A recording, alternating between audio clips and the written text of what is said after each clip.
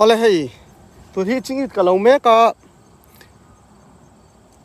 với đã hiện order hi ching it pang kwa ve longa ya hei kalom khop me ya an chang man mia lawa ti hianin a chang chia po om man lo khop hianin min du saka e kalom khop mai hei ti hianin a then chun kol lu tuka an na chang ka du ti ta na po na chang man lo khopin indu sakna ka changa ka kalom khop mai hei tu ni ka lam me ka helam hi ka lak ton nia hei an kol rul mai helam pa chanin hei tiang pang hi ka le me ka alom om ema imi du sakna state din le na mun dang atang hete hemi kanom na state chunga po ni se min du saka min ron dor renga ei an na chang po pai tur chu soi lo an na chang du ta na po chang man mang lowin hianin in du sakna ka changa kalom khop mai ei tun po hi pang kwa kala dona voina tun hi pang hi kala hei pang sari velak le turan hemia hian so lom om ema min du sakna ana chang man mi lo khopin mi indu saka lom khop mai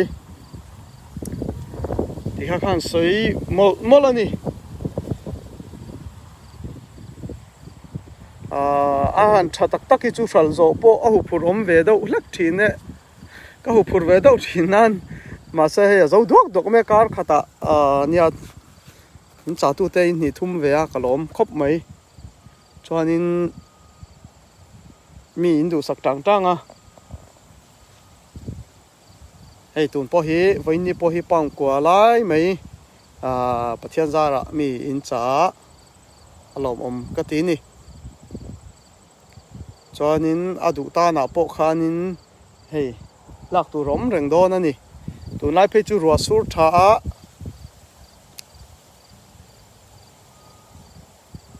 an thang chak ve khop mai ruwa tu hian ngai ani hi chuanin chingi chungchang a hian phun nai lu tuk hi alo fu lo ani akal lai thei lo tlat me kar hi ling kung alo nia ma hi e hei hi kumdanga ka phun le don ani pon tiang a jing hi chen ka phun tho lo ling kar kal renga ngai kha anom viau lo ni hei a ling la chun thalom khopa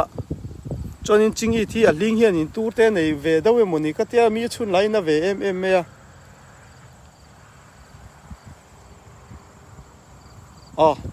kalome va in min du sak tu te chunga lom thu ka soi mol ani hei na chang po om man mia lowin a chang lir ka du ti ta na po a chang lir pek tur po om chuang lo ani so imi du sakna zar ani ti kha ka hriatin kalom me mani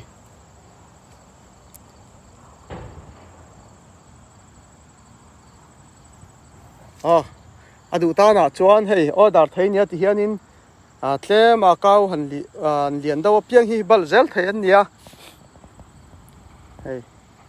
bal to na po hi ni thuma ni khat ni nia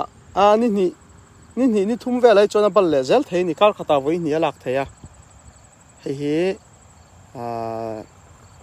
weekend in rin ni ang vela chon an lak le thei do an hei po hi